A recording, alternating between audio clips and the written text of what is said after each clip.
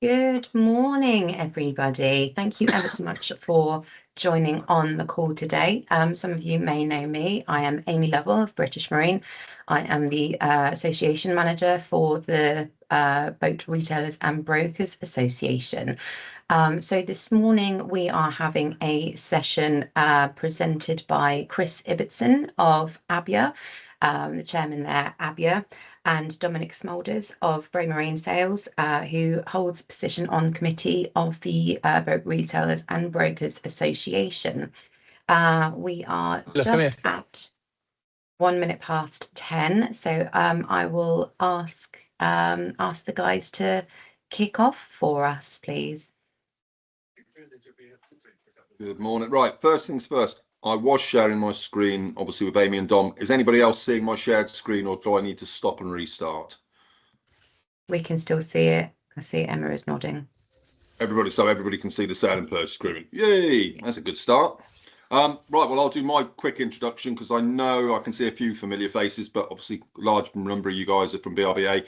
Chris Ibbotson, run my own business, Waterside Boat Sales. And because I was the last man standing at a committee meeting a few years ago, I am now chairman of ABYA, with Emma smiling away because she knows she's next. I was quite heavily involved, along with your representatives like Chris Manners, in bringing this new sale and purchase agreement to life over the last 12 months. So it's hopefully a good mix of your old contract, our old contract, and it puts us in a very strong legal position now to protect both the buyer, the seller, but more importantly ourselves in this process of getting a boat from customer A to customer B. Dom, do you want to do your little bit and then we'll crack on?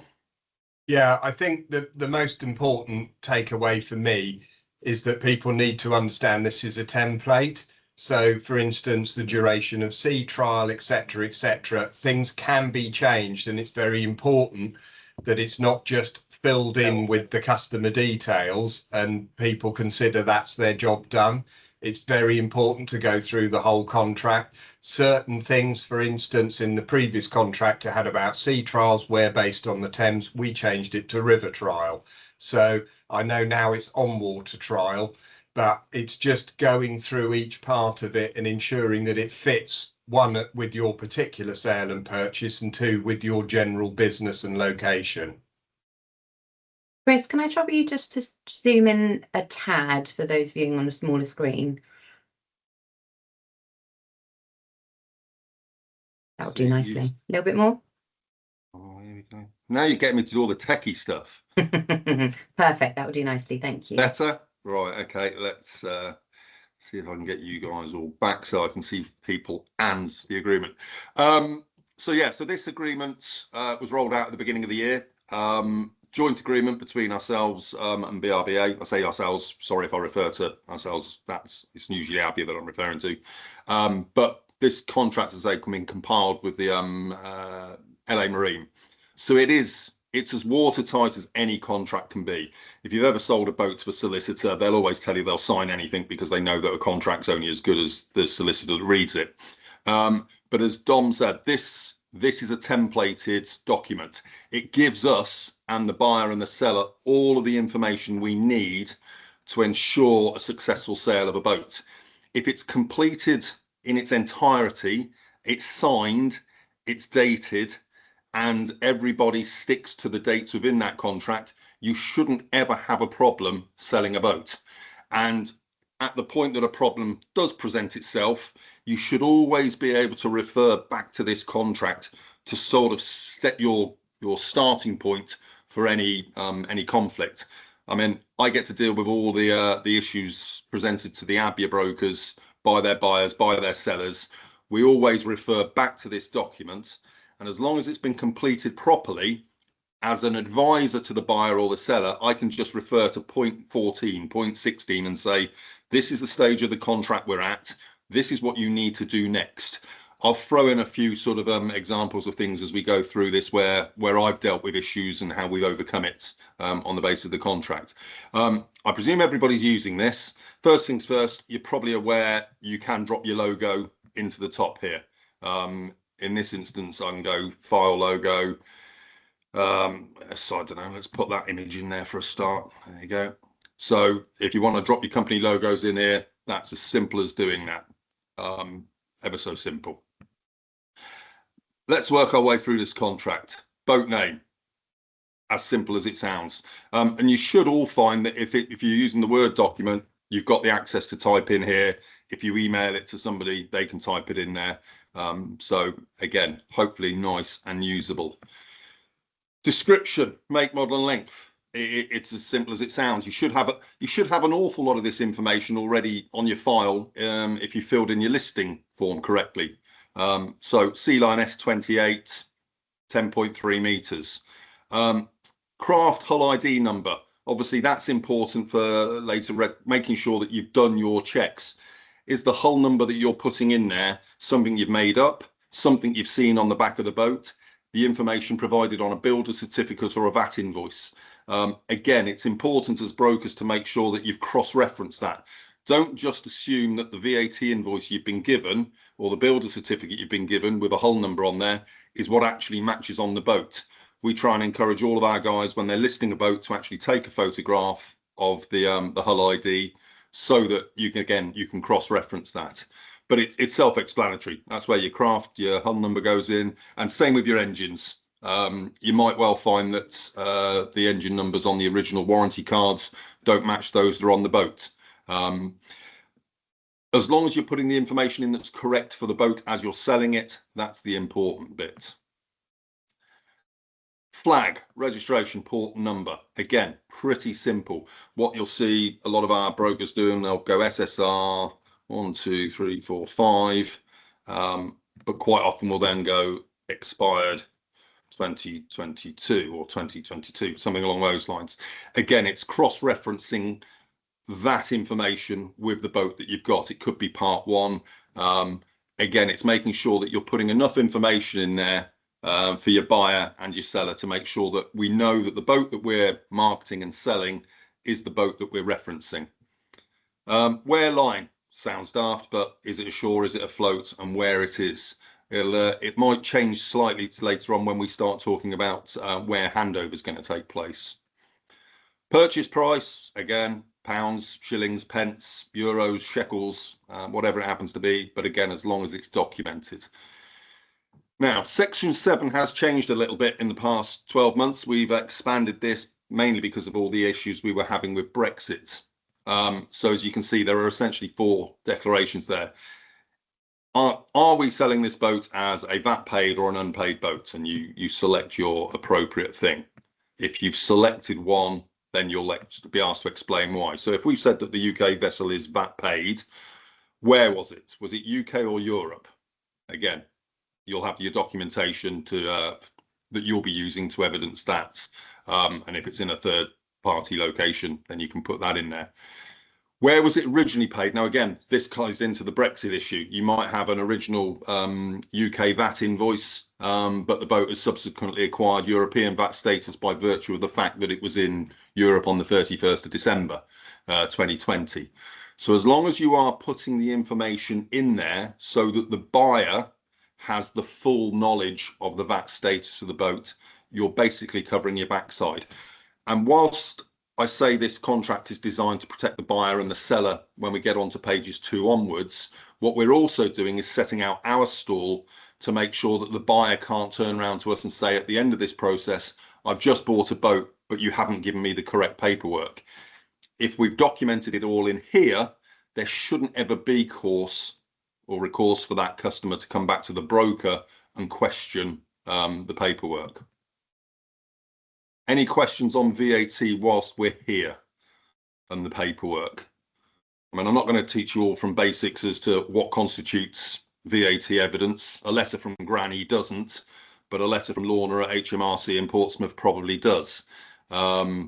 It's important, again, when you're checking the VAT status of the boat, particularly post-Brexit, if you haven't got your 5-6 years clear title to show where this boat's been since Brexit, how do you know whether it's a UK or European tax-paid boat? So just make sure that when you are ticking these boxes and putting your information in there, that you've actually taken the effort to look through the documentation. You're not just relying on a statement from a vendor. Yeah, don't worry, Chris, this boat was UK VAT paid. Make sure you've done your research, hopefully prior to even listing the boat, but certainly at this point there. Because if you do end up making a false declaration on here, although you are a third party to this, you are going to get dragged into the fight as to whether or not the boat's VAT paid or not. Mortgages, pretty simple, you'd think. Did your owner say there was a mortgage on the boat? Yes or no? And if they know, then the answer is yes. The finance provider is RBS, Bank of Scotland, or whoever. There are numerous cases floating around at the moment where old mortgages haven't been discharged by the registry. There's a whole series of reasons why that hasn't happened. The main one being that 15, 20 years ago, when the registry were chasing owners of registered boats to renew and they'd moved, they couldn't get hold of them. They let the registration lapse despite the fact there was an open mortgage on there. And now consequently, you've got boats that are registered with a mortgage despite the fact the mortgage has been paid off. So again, before you make a declaration here, or before your buyer or your seller makes a declaration, sorry, your seller in this instance makes a declaration that it's free of debts and encumbrances, make sure you've checked with the registry. Make sure the boat isn't on the Part 1. Make sure it was never on the Part 1. And if it was previously on the Part 1, that they have, or you've got a closed transcript for it so that you can, again, confirm that there's no registered mortgage on there. But there is a get out of jail clause for the brokers, because we're not making this declaration. This is the vendor saying that the vessel is free of any debts, mortgages and encumbrances. So you're not on the hook if there's a false statement here, but this is the time to make sure you've done your checks so that your buyer doesn't end up in the doo-doo. Any questions, finance, or should we stroll through? So basically page 1 is setting out the details of the boat.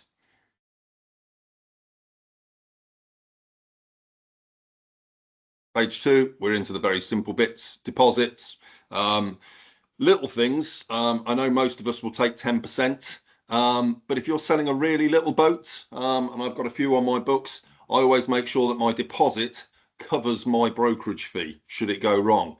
If you're selling a 10 grand boat and you've only asked for 10%, and then for whatever reason the buyer is in breach of contract and you want to retain your fees and give the guy the money back to the vendor, just make sure that the deposit is enough to cover your costs. So my deposit, generally speaking, will match my minimum fee that I charge for selling a brokerage boat, just in case. Nothing worse than going all the way through the process, the buyer decides to withdraw, and you're sitting there on £1,000 having done a whole load of work because you didn't take a big enough deposit. It used to say, I think, 10%. We deliberately removed that so that it would give brokers a little bit of flexibility. Balance, self-explanatory. Inspection and, inspection written survey report. Now, 2 options there. You put in a specific date or you give them 14 days. I think the biggest takeaway from me from this, having dealt with this problem numerous times, and I actually had one last night where the buyer had requested or suggested that he was going to buy the boat without a survey. Didn't need a survey, perfectly happy. He wasn't paying a lot of money for the boat, but he did want to do an in-water trial. So the broker in section here, no later than, put the horrible 2 letters of NA. Now, in the broker's opinion, NA means not applicable. In a solicitor's opinion, that could be not available. In other words, the broker told me that a survey was not available. The best advice I can give all of you is, if the buyer doesn't want a survey, still put in a date. For the simple reason that if at the end of the process, the buyer turns around and says, and this is the case we've got at the moment where he didn't request a survey, he's had the boat for 3-4 weeks now, he got an engineer to look at the boat and he's found all sorts of faults. He's now saying he wants to reject the boat. The response is, you were given the time frames to inspect the boat. You, the buyer, chose not to. So therefore, it's your responsibility for the boat's condition.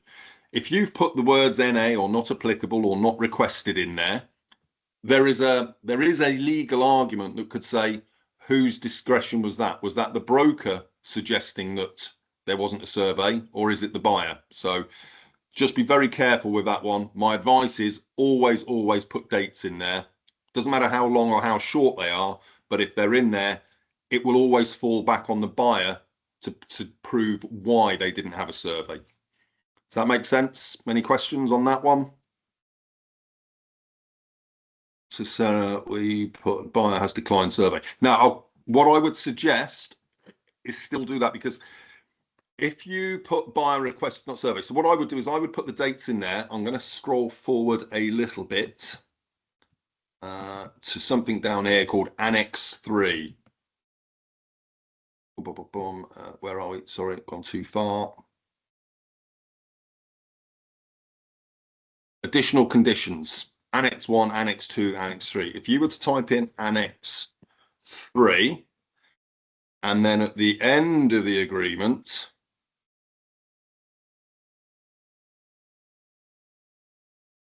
Annex 2, Annex 3. This is what we do in our office. Offer was made and offer was accepted on the understanding that no survey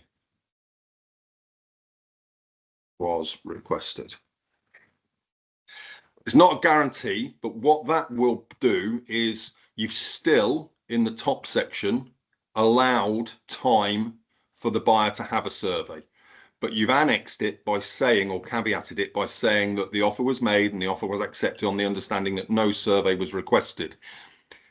If the buyer then turns around halfway through the process and says, look, I'm really sorry, my insurance company have just told me I've got to have a survey carried out on this boat because of its age or because of where it was last, it's a long time since it was last done, you can revert back to Annex 3 and say to your buyer, I'm terribly sorry, no problem at all. We need to now speak to the owner because you made an offer and it was accepted on the understanding that no survey was requested. So now we're changing the format of the contract. It'd be no different than saying, actually, I've suddenly found I haven't got enough money. I want to reduce my offer. You'd simply go back to the vendor and put that to him. So, as I say, having spoken to the solicitors, the advice given to me at least was always have some date in there to give them provision to survey. Same with the sea trial. If you remove it or you say that they didn't request it in this particular part of the contract, you potentially open yourself up, or the vendor and the buyer open themselves up for legal arguments as to how you interpret that section. Whereas if you've actually put dates in there, it's crystal clear. You were given a fixed amount of time to inspect the boat, have a survey report, and to do your in-water sea trial. I will move on from that. So that's inspection in-water sea trial. Very simple. You get your dates in there, and I'll leave that as is. Completion, again, left to your discretion. My most recent interesting one of these was, it said completion time being of the essence. They'd left out 7 days, and it said,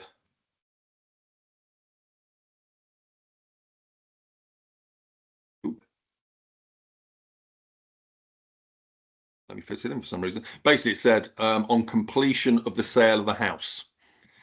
Both the buyer and the vendor agreed that they would actually hand over the final balance when the sale of the house went through. Guess what happened? House falls out of bed. There's still an open contract because there wasn't a fixed date of completion in there. So it was an open-ended contract. You had the buyer, bless them, saying, well, look, I can't complete. I haven't got the money from the house. Can I have my deposit back? The vendor's going, don't be ridiculous. You're in breach of contract. You haven't bought my boat. And we had to basically sit down with both parties and explain to them, actually, neither one of you is at fault, but equally, neither one of you is in the right, because there is still an open-ended contract here. If it takes another 7 years to sell the house, well, that's fine. In 7 years' time, the buyer is committed to buying the boat. However, in the meantime, the seller can't use his boat. The seller can't advertise his boat. So with a bit of sort of sensible mediation, sensible negotiation, both parties agreed that we should rescind the contract. The buyer agreed to cover the vendor's out-of-pocket expenses for lost, for mooring costs, and I think there was a bit of compensation for having messed them about. But essentially, the buyer got all of his deposit back, less some costs. But again, with this section number 13, it's important that you put something in either there, 7 days, or a specific date. The reason being is that that then triggers other events later on in the contract. If you can say that 7 days after acceptance, you're going to complete the boat, and the buyer fails to complete within that time frame or on that particular date, can't spell December, look at me, then the vendor can instigate his clauses about enforcing the sale to go through. So again, this very sensible thing here is just to go through this contract and make sure that you've got something in each of these little grey boxes. Again, in my case, Hornet ashore. It's always important when you're putting in place of delivery to specify whether or not the boat's in the water or out of the water. Again, just so that there's no sort of conflict if the vendor thinks that the buyer's paying for the relaunch or that the vice versa. So again, and particularly if the place of delivery is going to be different to where they viewed the boat. And that might form another annex. Has the owner agreed to deliver the boat, for example? Has the buyer agreed to pay for a skipper? All of that can be added in by using Section 15 additional conditions. If you've got anything over and above the ordinary, where the buyer and the seller have both agreed to it, drop in Annex 3, you can put in Annex 4, so on and so forth, just to make sure that you've covered any of those other eventualities. Another big issue that I've seen in the past few weeks is where buyers and vendors have sent brokers emails to say, I want to change this and I want to change that. The broker knows exactly what's going on, but the buyer and the vendor only know their version of events. So again, make sure that you're sticking to the conditions set out in this contract. Pretty simple, number 16, the sellers, at least you'd think so, wouldn't you? An awful lot of people just put Mr. Smith or Mrs. Jones. Make sure that you've got the names of every seller that is listed on the old bill of sale in there. And each of those sellers and each of the buyers needs to be signing this documentation. If it's a business, obviously, make sure that you've got the name of the authorised person within the business to sign this, and make sure you've done your due diligence and your checks on them. But in terms of what we need to do, pretty simple. Mr. and Mrs. Smith, KPMG as the buyer. This is slightly different in Section 18 for BRBA and for ABYA. Main difference being that within ABYA, it's the broker that's the member. So we ask the broker to put their name. Dominic, I think I'm right in saying that for you guys, it's the business that has the representation. Yeah. So for the BRBA guys, you can put your company name in there. We, as I say, for ABYA, it's excuse me, it's Chris Ibbotson that's the broker, not Waterside Boat Sales. And it just, all it means is that when it comes to, if there is any legal dispute with your buyer and the seller, who they're going to target their wrath at. In this case, it would be me that the buyer and the seller would come after, and hopefully ABYA would fight my corner. In the instance for BRBA, they will, in theory, come after the business or whichever broker it was that was representing it, and the business will sort of defend your position. Important to note here, because this is again where a lot of the things are, and again, go home, read this. I'm not saying you've got to learn it off by heart, but just remember what your responsibilities to the contract are. And it's basically for taking the brokerage fees, we're involved in this contract. For written notices, we are party to this contract. Again, confidentiality, law and dispute. We don't own these boats. And again, the one that I'm dealing with as of last night, where the buyer is going full guns for the broker because they're convinced that the broker sold them the boat and they want the broker to refund them the costs and other bits and pieces. So again, we've just sort of said to the broker, point out to him that 35, 36, 38 and 39 are our responsibilities, and actually the contract covers all the other aspects of it. And again, Section 19, the same, sets out our stall the broker will be stakeholder only for those same reasons. Can I just chip in here, Chris, because this has been a great deal of discussion, as some people will know, with BM and banking. A lot of brokers cannot get a client account, as in an account that the bank recognises. My checkbook has client account quite clearly written on it. Just be aware that if you don't have officially a client account, hopefully you have a designated account or a separate account from your trading account. But people need to be very careful, because there are certain legal nuances for a client account that they don't have. So for instance, if you've put it in your trading account, you need to make it perfectly clear that it's not in a client account, because if it does go pear-shaped, the first thing is that, you know, there is some protection with the client money, because we can't release it without the vendor's permission. But if it's in your trading account, legally it's slightly different. So just be aware, don't leave client account in if you don't have a client account. There is a full session on client accounts that we covered last week, I think. The recording is available on the British Marine website on the same link that will be coming to you all after this session. It's quite an in-depth, deep dive into the matter with the very knowledgeable Mr. Ibbotson, who you see before you today. And for those of you that weren't on it, to cut a very long story short, we've lobbied very, very, very hard, and we hope that in early new year, the government are going to decree from on high that banks should make provision for brokers to have pool client accounts. There will be caveats, one of which will be the banks need to audit it and stuff, but it should mean that by certainly spring and no later than summer of next year, there should be no reason for any broker that's a member of BRBA or ABYA to not have access to a pool client account. It might not be with your current bank, but there will be banks that will be making provision for it. And as Dominic said, the issue is that I worked for a company once who had a client account in name only. When the £20 million overdraft was called in by the bank, they froze all of the accounts because it wasn't a designated pool client account. It just meant that that money was in limbo for about 6-8 months whilst it went to the High Court. If it isn't a designated client account, and for whatever reason your bank get funny with you, they can treat that money in that account as theirs. So again, it's just important, as Dom said, to make sure that you're notifying your customer whether or not it is a specific client's account. Oh, I missed that question. It's disappeared and I've got no idea how to find it. Don't worry, I'm on it. Broker's full address. The broker's full address should be, in my opinion, should be on the contract. Are we talking in the section where it says the broker here? Yeah, I mean, in theory, it's on the header, isn't it? Yeah, so look, I mean, I've put my business name in there. I guess the argument is, and again, I'd need to take that up with legal. If you were going to put it in there, you could say Chris Ibbotson, Waterside Boat Sales of this address. I guess that's down to your individual decision, I suppose, as the business. It's certainly not something that I've had raised before, but we can certainly ask Philippa and the guys at LA Marine as to whether or not it needs to be in there.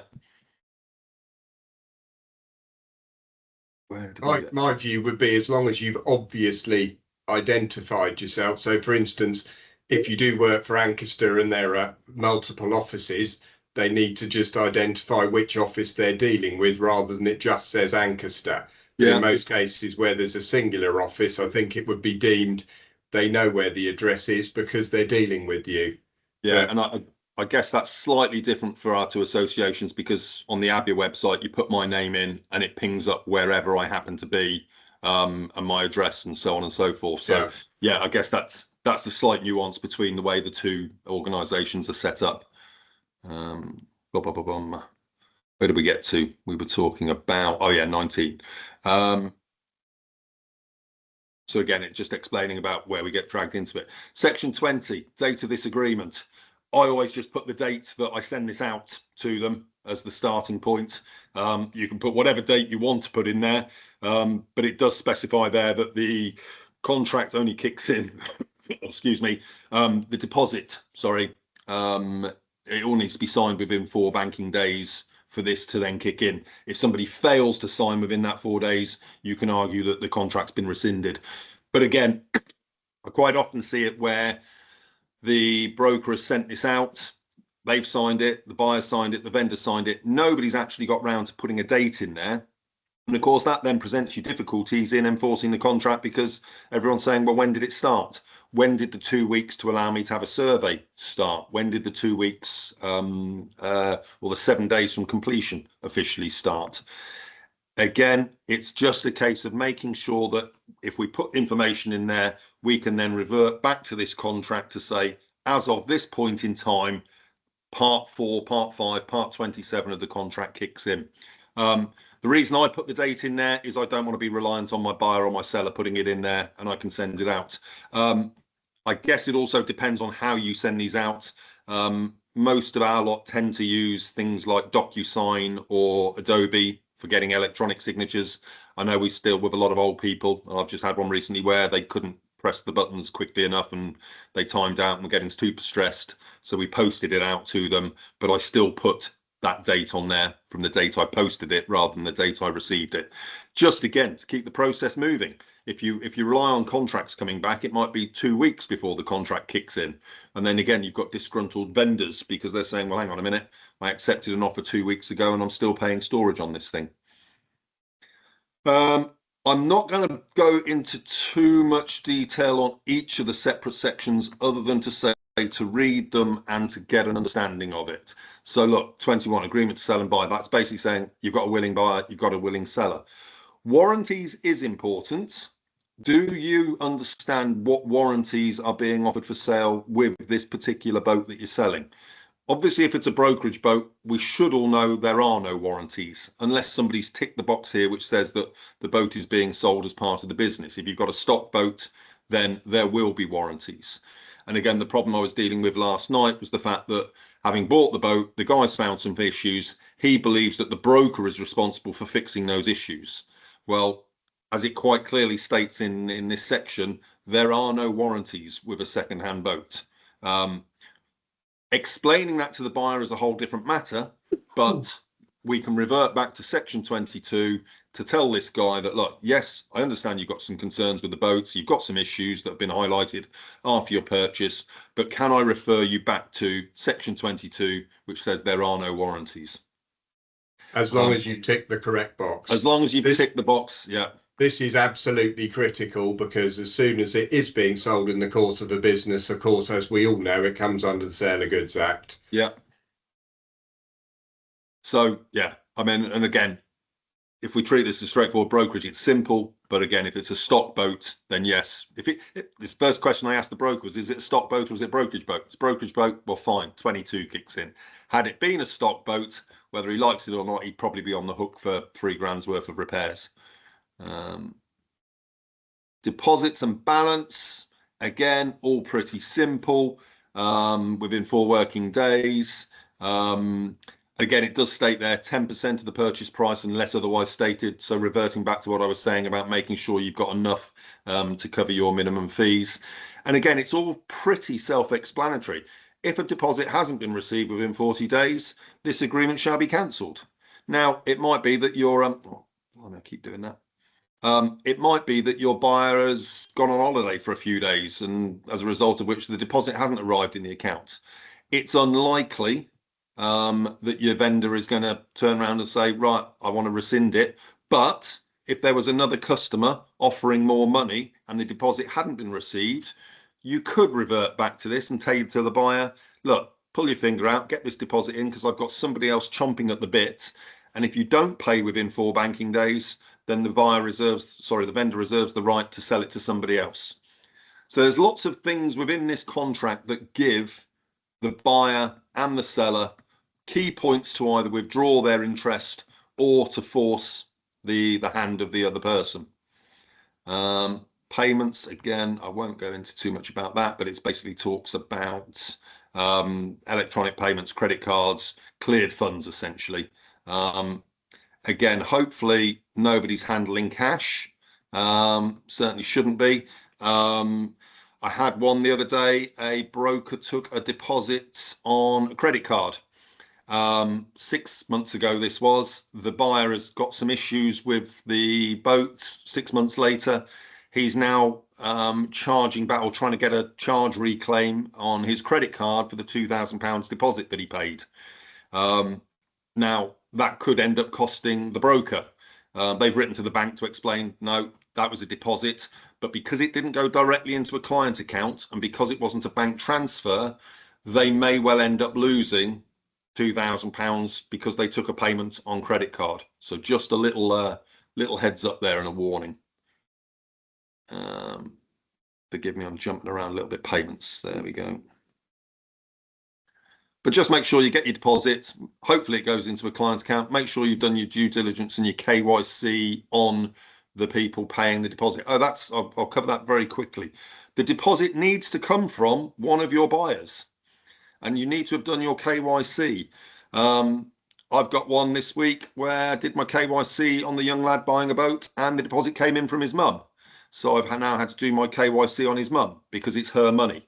She might be buying she's not party to the contract, but she's paid the deposit. So I've done my KYC on her. So again, when the money comes in, for your own peace of mind, just check to see if the name on the banking matches the names on the contract. And if it doesn't, go back to your buyer and ask to check.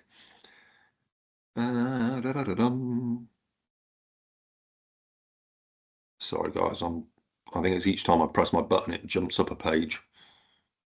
So deposit and thingy, payments.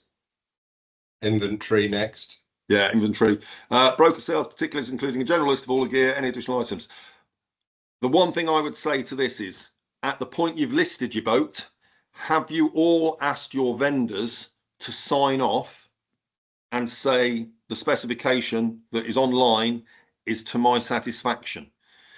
Massively important. If the vendor has ticked a box or said to you that he's got a water maker on his boat and it subsequently transpires that it doesn't have a water maker, if they haven't signed off on that inventory at the point of listing and you've advertised it with that, and then you've included it in this inventory as part of the sales particulars, the buyer's going to be looking for a water maker. So first things first, at the point of listing, make sure your vendor has signed off and the specification is accurate. And my advice is before you attach an inventory to this sales particulars, email your vendor one last time, just to say, hello, Mr. Jones or Mrs. Jones, just have a quick read through your specification sheet before I send it out to as part of the sale and purchase agreement. Because if you've had the boat up for sale for a year, you know damn well that something's been taken off or something's broken and they've forgotten to tell you in the process of that period of selling. So my advice is, before you attach it to this set of details, just get one final version so that you can go back to your vendor or your purchaser and say, this is the latest specification. Oh, by the way, I've just been told that the wind index has fallen off because a seagull hit it. Fine, we still want to buy the boat. We might knock 20 quid off.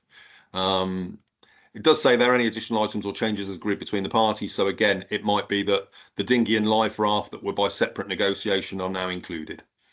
But important to make sure that your inventory is attached to this sale and purchase agreement and that both parties sign it as part of the sales process. A lot of brokers, I saw one the other day where it just said inventory as per the details on our website. Well, that's no good in the sense of you could go in there the next day and change it completely because you realize you made a mistake, and the vendor's going to turn, or the buyer's going to turn around and say, hang on a minute, that's not the specification I saw. So make sure it goes out on the agreement and that they sign it.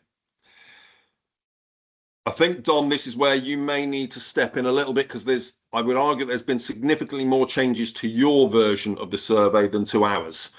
I will go through it very briefly, but fundamentally the big change, I think, as the BRBA guys will know, is when we get to this, it was a result of the survey, and it's about rejection of the boat. So the first part sets out what they can do. They can't do anything destructive. They can't take the boat apart. If they want to dismantle the engine, they've got to seek permission from the vendor. It also sets out the timeframes that they can do it. But ultimately, it's this bit here, section A and B, which is what happens after the survey if anything's found.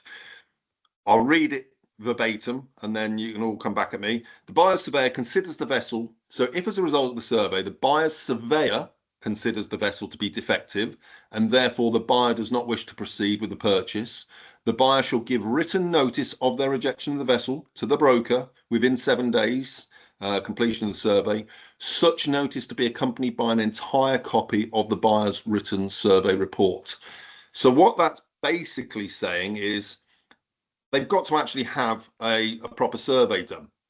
If they don't, if it's just their mate turning up, you're in a position to argue with them. If, on the other hand, they've actually conducted a full independent survey and they've provided you with a full copy of the report, we changed it as ABYA many years ago because there used to be something in there about material defects.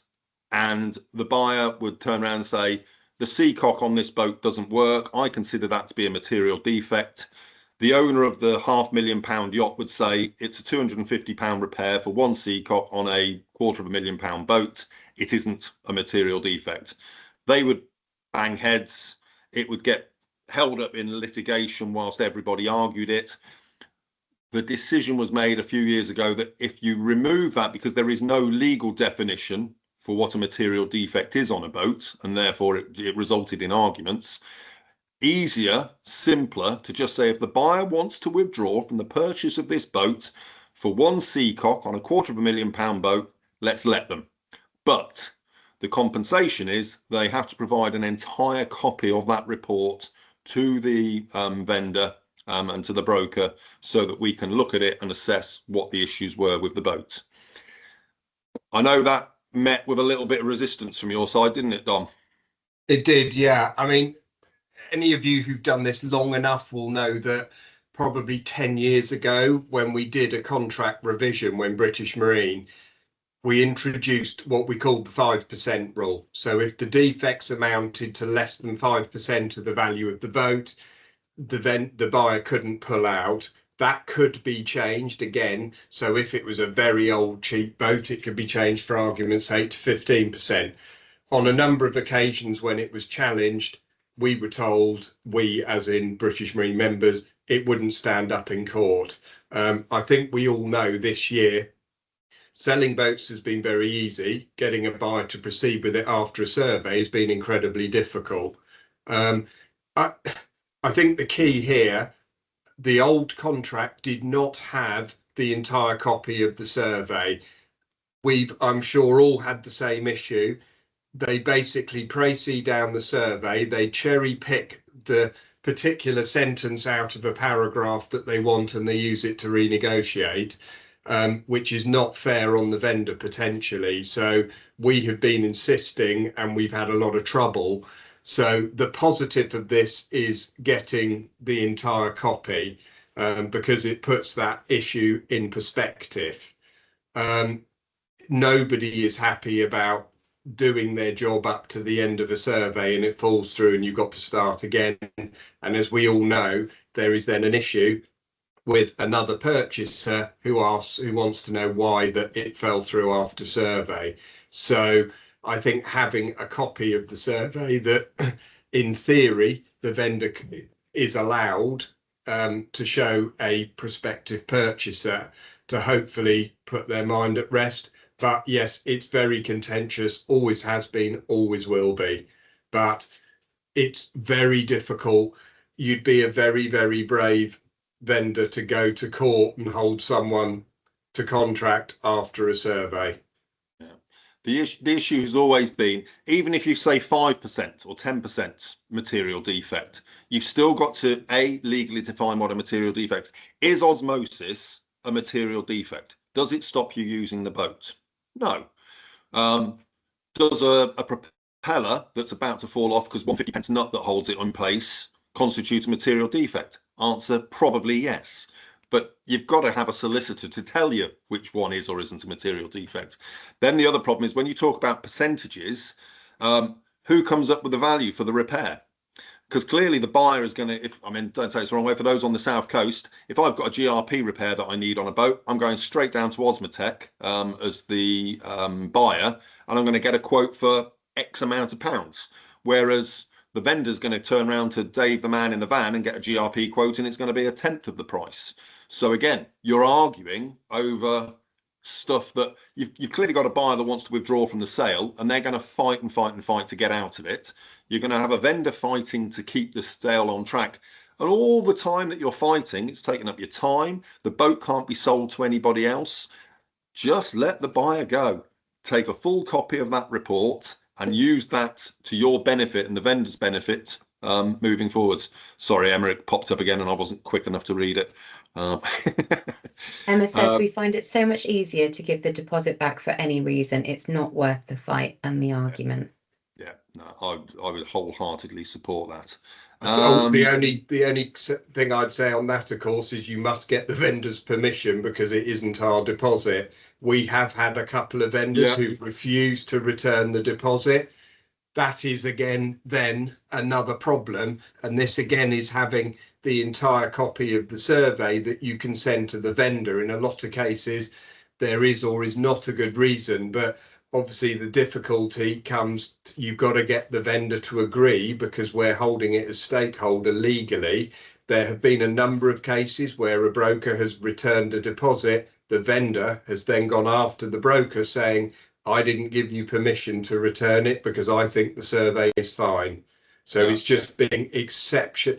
This is the walking on thin ice of the whole transaction. I think you'll find now, Dom, hopefully the way this contract is worded, if a vendor turned around and said, I don't want you to return the deposit, as long as you read back the appropriate parts of this contract to say the buyer fulfilled their obligations, therefore you've signed the same contract as the buyer, ultimately you're taking that decision as to who holds the deposit away from the vendor and the buyer. You can rely on this contract to say, I appreciate what you're saying, Mr. Boat Seller. It's as frustrating as it is, and you're right, you don't agree with the contract. However, you've signed this, and as such, you are legally obliged. What this is, basically, any contract is designed to set out in absolute clarity who's right, who's wrong, who can do what and when. And I think you'd find in that scenario now, if a vendor said, don't release the deposit, you could come back to your contract and rely on it to say, the broker under Section A here served notice, provided us with an entire copy of his contract, and as such is now entitled to his deposit back. They might argue it, but you'd have your for want of a better word, your legal defence. I'm just saying it's wherever possible, get the vendor's acceptance. Otherwise, you've got another fight on your hands. Yeah, no. Well, I caveat everything I say in here by any communications that you have about the contract or any changes that you do, just drop an email to the buyer and the seller to say, further to our conversation, I confirm that, or further to our chat this morning, Mr. Smith, thank you for giving me permission to release the deposit, and then wait an hour or two before he replies or doesn't reply before you do it, just in case. Emma, you have your hand up, my love. Oh, sorry again, I missed that. Yeah, sorry, I was just gonna ask. Obviously, we always ask for the entire copy of the survey before we do any further negotiations or refund deposits, etc. Yeah. But we would never share that survey with another buyer or even the vendor because it's not, that survey belongs to that purchaser that's pulled out of the sale. And I think surveyors, not that I'm sticking up for surveyors, but that they would be horrified to learn. You've got to be able to share it with the vendor, because if somebody was otherwise, I mean, again, this is a legal thing and I know the surveyor's point of view on this, but if a surveyor has said this boat has got osmosis in a report and I turn around to the vendor and say the boat's got osmosis, he's going to need proof. Yeah, we would share certain sections. I wouldn't send the whole copy of the survey to them. So then the next question I've got for you, I mean, this is probably more for our friendly surveyor who might be lurking behind you, is... No, he's not. But you then have a responsibility as the broker. If you've got a survey report that says the shaft is bent, the mast is broken, the turbo's knackered, and the heating system doesn't work, you have to disclose that information to your next purchaser. Yeah, we would. If there was any major Yeah, if there was any major So, defects, we yeah. would say to But the vendor, look, that this is so And in how would you evidence that information to the buyer? they normally believe us. That's Or so. like I say, we would send them the relevant page out of the survey. So but if it had, so with us with steel narrowboats, if it had a hole in the hull, for example, that's a major defect, it needs overplating or pad welding or whatever, we would ask the vendor to put that right, regardless of whether the purchaser goes ahead and buys the boat or not. And if they refuse, then we would have to declare that on our marketing for the next buyer. So, but we wouldn't share But the full survey. no, but no, fair enough. this contract says that you will. That's the point. What, to the Because vendor? yeah, because the contract is between the purchaser and vendor. Whether it's shared with the broker is not relevant. It says that such notice to be accompanied by an entire copy, but that contract is between the vendor and the purchaser. Therefore, he has the right to the full copy. I think the important thing here is explaining to the surveyor, again, so that there's no grey, if the purchaser is not happy, we will share your survey with the vendor. And I think as long as they're clear about that, we all get customers saying, please email me a copy of the previous survey. The answer's no, not at all, obviously, because we can be in breach with a surveyor. But effectively, for this section A to work, you have to share that with the vendor, because then you've got the vendor's acceptance, because he's in possession of the same facts that the purchaser is. In other words, the entire copy. Unless you disagree, Chris. No, and I think from our point of view, Emma, I think this is where we probably do need to go back to the legal side of things, because of course they've written contracts for they've written contracts for surveyors to help protect the individual surveyor and their copyright and legal concerns over their survey reports. And it's sort of, in some respects, it is definitely in conflict with what we then need to do as brokers. So it may be a case that we get LA Marine to look at a sort of more holistic view of the surveyor's legal requirements, the broker's legal requirements, and how we just marry the two together so that we don't get this.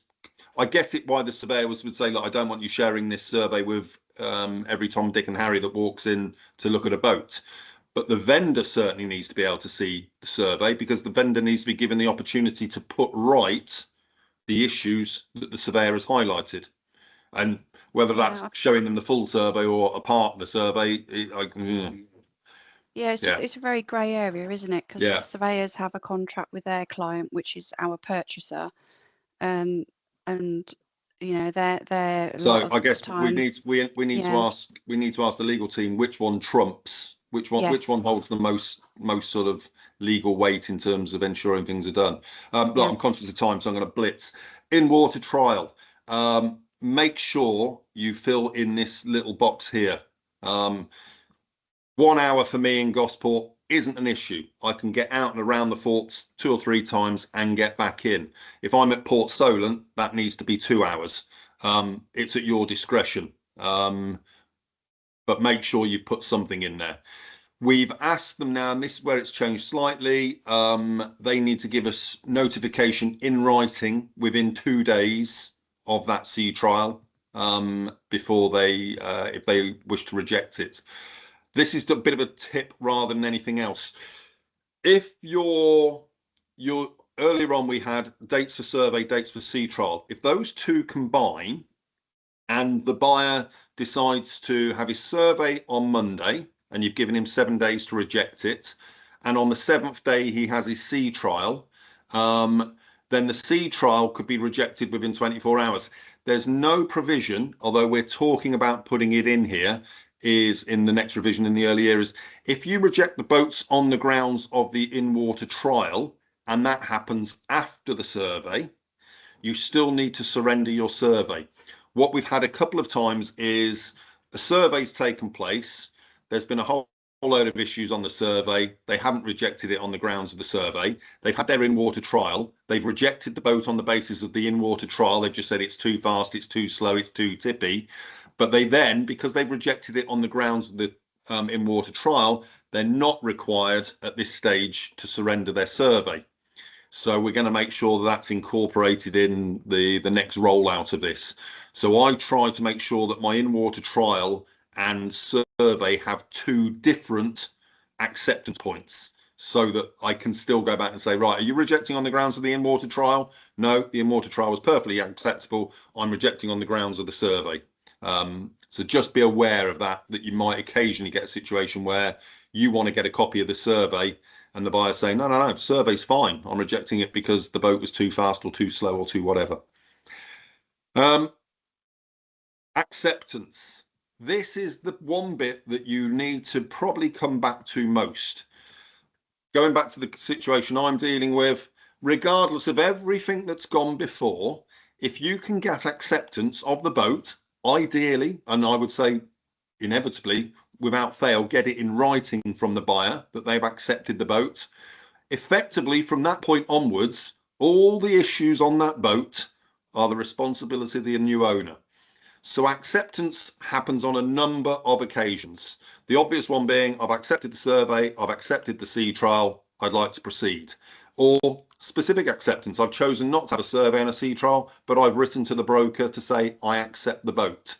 But get it in writing. Get something in writing from your buyer, or write to them to say, further to our telephone conversation this morning, as of the 11th of December, congratulations, Mr. Smith, you have accepted the boat. You've now got, referring back to the earlier part, X number of days to complete the purchase by making your payment. So acceptance is the one bit, if you ever get in a legal wrangle, you'll end up referring back to number 28 and going, did we have specific acceptance of this boat? If the answer is yes, your vendor more than likely is off the hook. Where then becomes an unconditional contract. Exactly, yeah. Cancellation, again, there's a lot of things in here that result in this contract being cancelled. We've already talked about if the deposit isn't received, if it isn't signed, if the buyer fails to pay the balance of the purchase price. There are lots of reasons that could result in this contract being cancelled. I'm not going to go through them all, but if you ever get legal, make sure you've read them and try and work out which of the cancellation points refers to yours. Force majeure, which is highlighted in there, and we'll come on to a minute. Running out of money halfway through the sales process is not force majeure. The failure of your house sale to complete is not force majeure. It's out of your hands, but it is financials. Financial changes do not constitute force majeure. COVID was force majeure. Falling down a well when you're dog walk and not being able to climb out for 5 days is force majeure. But not winning the lottery on Saturday night because you would promise that your numbers would come up does not constitute force majeure. Completion, always a difficult one, this. I've never had a final definitive answer as to when completion actually takes place, although it is set out here.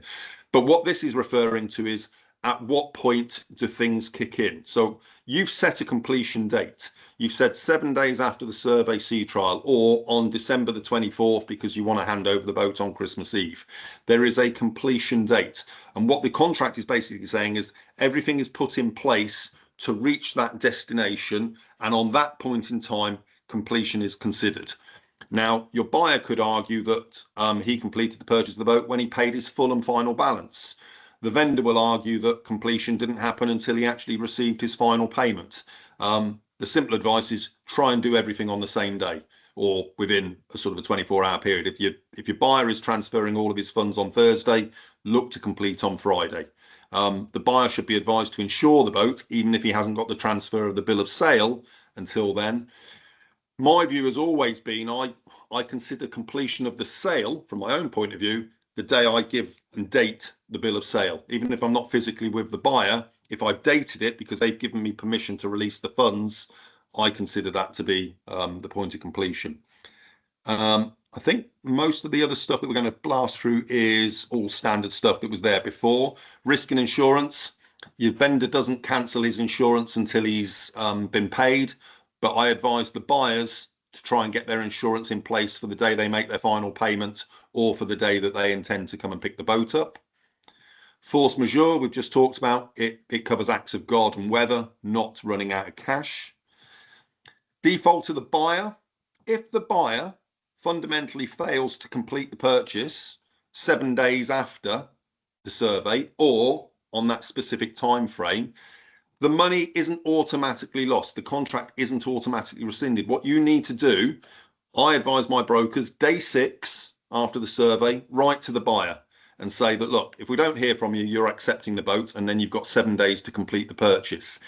If at the end of that 7-day period they haven't made the final payment, it's still not a rescinded contract, because your vendor then has to write to the buyer to say, you've had your survey, you had your 7 days to make your mind up, you then had a further 7 days to complete the purchase. I'm now going to give you a final 7 days in which to make the final payment. And if at the end of that 7 days, the payment hasn't been received, then the contract is rescinded and I get to keep my share of the deposit, depending on the listing agreement. Quite often it is the buyer that's in default because they've run out of money, or they drag their heels because they want to extend it by an extra couple of weeks or whatever. So as long as you are informing your vendor of the date that they should put something in writing to the buyer, you should be okay.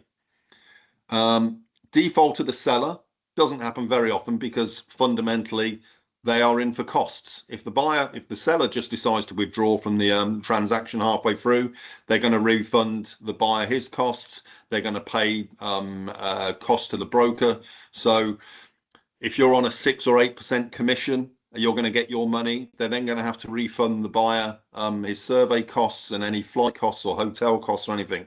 It's normally pretty expensive if a seller defaults. And the only reason I would suggest they default is because somebody's made them a better offer. So it needs to be substantially better in order for that to proceed. Broker's fees, you'll have had that set out in your listing agreement, what you're going to charge them. Make sure you stick to that. There's an occasion recently where a broker has added on a load of extras that weren't documented in any form of communication. He's just, it sounds terrible to say this, but he's incurred costs doing things which he'd never got signed off on. And he's now decided to add that onto his commission fee, which has resulted in a whole heap of pain for him because there wasn't anything legally agreed to do that. Notices, get everything in writing. If you need to make changes, make sure that both parties are signed to it. We use something called a deed of variation, which I'll share with everybody. If your buyer turns around and says, look, I need an extra 2 weeks because X, Y, and Z, then get both parties on the phone, get them both to agree to it, send out a deed of variation for them both to sign. If the vendor needs to change something. I think the important thing is with notices, make sure that everybody is being sent the communications so that everybody knows what's happening and when. Assignments, basically saying you can't transfer this to a third party, you can't be halfway through the sale and sell it to somebody else. Confidentiality, all to do with GDPR. Law and dispute resolution. There is now also one of those, for those of you who are brokering up in Scotland, a Scottish version of this. It's almost identical. It just says that it's governed by Scottish rules and regulations, and I think there's 1 or 2 small party changes.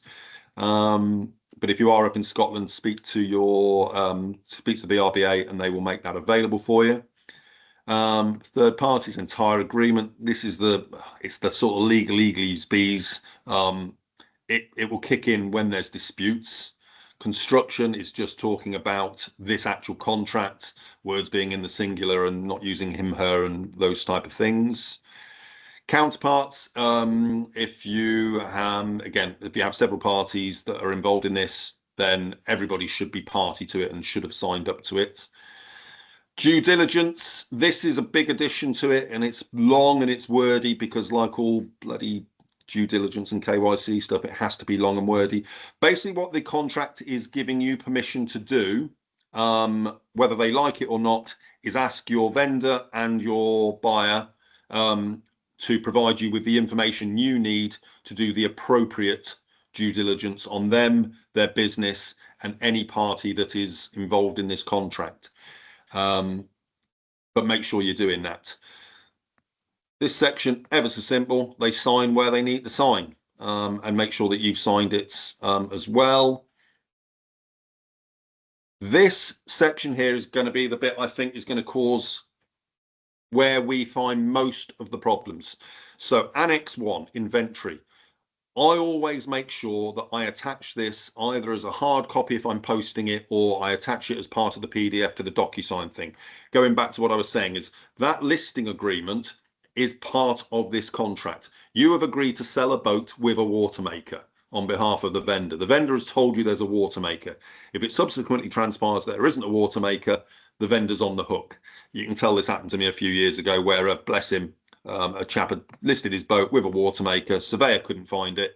Turns out he decided to put it on his boat in the Med and not in the one in the UK. It cost him best part of 8.5 grand because understandably the buyer went, well, I was buying a boat that had a water maker. So my offer was on that understanding. But because both parties had signed it, it was very easy to go back to the vendor and say, you're at fault, despite his sort of protest that, no, it was never on there. It's tough. You signed a document, and you signed a document to tell the buyer there was a water maker. In fact, there isn't. That's entirely on your shoulders. Transaction documents. What you will see a lot of brokers do in here,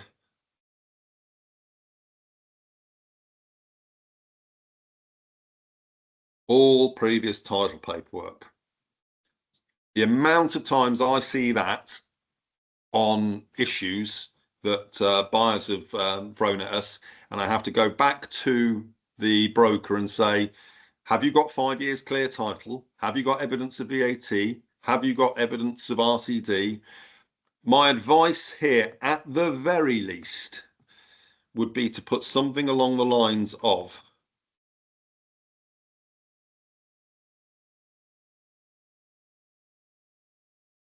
bills of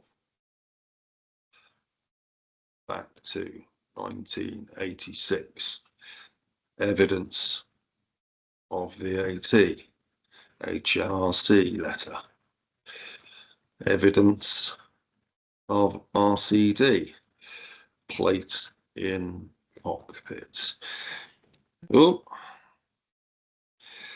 if you put on that sale and purchase agreement the very minimum that you've got your 5 years clear title, you've got evidence of VAT, you've got evidence of RCD, and in this case, evidence of registration,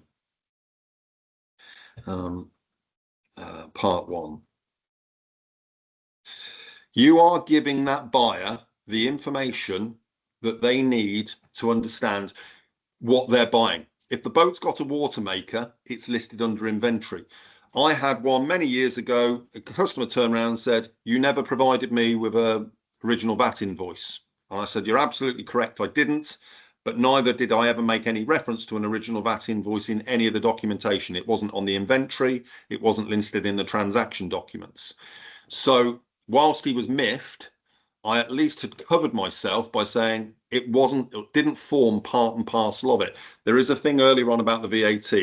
In this instance, we ended up getting a letter from Customs and Revenue to say that they had no interest in the boat. It had only, in fact, I think I might have even done something along the lines of evidence of VAT, always UK owned, can't spell, and always in private ownership. Now, it isn't going to cut mustard by putting that if I say it's a VAT paid boat, but what was my evidence that this particular boat was VAT paid?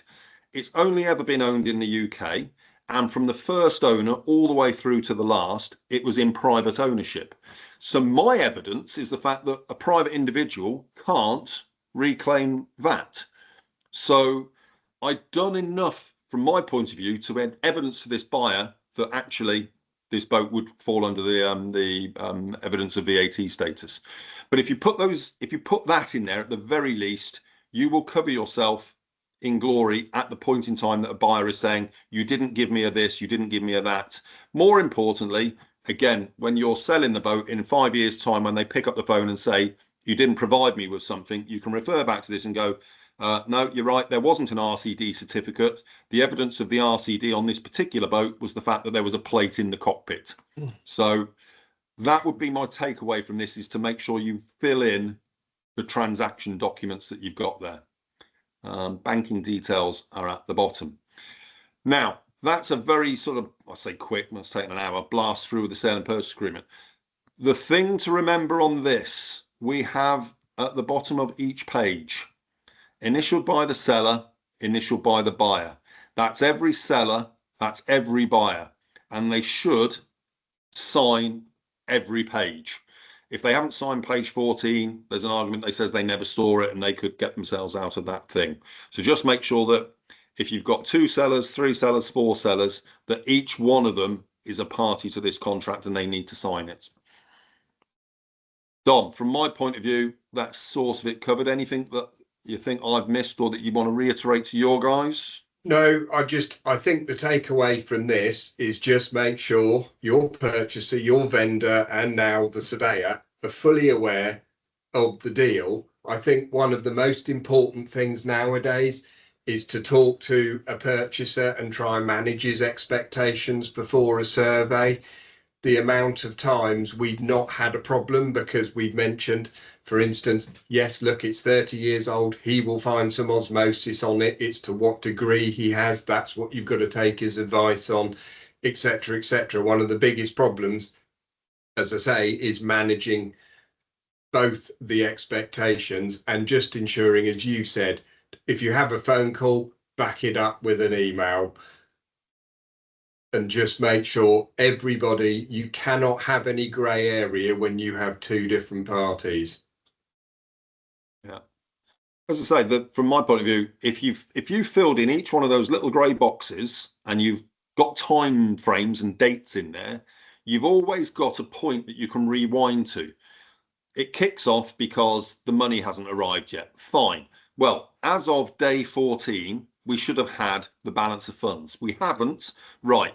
Now, Mr. Vendor, you need to write to the purchaser to tell him he's got a further 7 days to complete. It just keeps the whole process ticking forward quite nicely. But as I say, it also gives you that legal point of reference to go back and say, as of this particular part of the contract, you are in danger of being in breach, or you are in breach, and therefore the second part kicks in. I can't see many faces, but has anybody had any issues recently with their contracts? Any customers kicking back or questioning it, or where they've had to sort of refer back to it? It's good luck. Nobody's got any problem. Must just be me that has difficult customers, Dom. I would suggest that they're all doing their jobs. Yeah, no, which is good, like I say. Brilliant. Thank you both very, very much for that very in-depth and thorough explanation of the contract and the requirements. I'd ask both Chris and Dom just to hang on for me for a second, just before I let you all go. And I thank you very much for your additional time that you've given us. I would just like to show you whereabouts on the British Marine website that you can get that information sharing from. my screen. That's all right. I'll just kick you off. So here is our British Marine website that you all know and love. You'll note that I am logged in. It says log out there, therefore I'm logged in. Just on the menu here, I've made it much, much easier to find the contracts here. They're just under the resource hub point of the menu. And you'll see here it says business and sector specific contract templates. Put my teeth in for that one. Clicking on here, it will take you to the page which gives you all of the information. Just under here, how do I get started? You can explore our templates here. And as Chris so rightly said, you'll find BM02, Conditional Sale Agreement, Industry Standard, and then the version for Scots Law. There you go. I knew there was a Scottish one floating around somewhere. Absolutely correct. If that goes awry for any reason, the link to that page is also on the boat brokers and retailers page. There's a lot on there, so unfortunately it is right at the bottom, but I promise you it is there. All right. There was another question just came up. Yes, I just saw it. About other contracts here from Sarah. Sarah, are you talking about the new boat sales contracts, listing agreements, that type of thing? Yeah.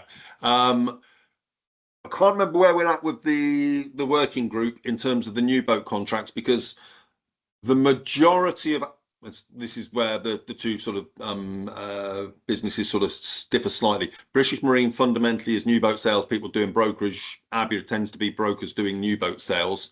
I think we've had a combined look at the new sale and purchase agreement. So I know on the ABYA website, for example, we've got a sale and purchase agreement for a brand new boat or factory order without a PX. Then there's one with a PX, same with a stock boat with and without PX. I think we're looking at getting into that beginning of next year, because we're going to do another review of this existing sale and purchase agreement that we've just gone through to make sure that there aren't any things that need adding to it. The idea would be that each of the contracts then gets a fresh review at the beginning of the year. And if at any point during that 12-month period legislation comes in that says we need to change quickly because we need to be compliant, then we'll get it added. So it's Sarah, I'm going to say it's in review stage, and we've started talking. I just don't know how close we've got to thrashing out some joint arrangements, joint agreements. There is a committee meeting of the BRBA next week, and that is a point on the agenda as well, following over from hurry up. Following over from a point from the last meeting that we had, there is a live survey at the moment. If anyone hasn't completed it, then please do. We are, of course, a member-led organisation at British Marine, and so we do need your input on those as well. Do check your inboxes. I think the survey recently went out to all BRBA members, again from my colleague Becky Harris. So just have a little squiz in your inbox if you have not completed that survey. And that's it, I think. Thank you ever so much again for your additional time. Huge thanks to Chris and Dom. Again, if I can just hang on to you for 2 moments, and I will let everybody else get on with their days. Thank you. Cheers, guys. Cheers. Any questions? Fire them at us. Thanks, guys. Really useful that. Enjoyed that. Thank you. Thanks, Andy.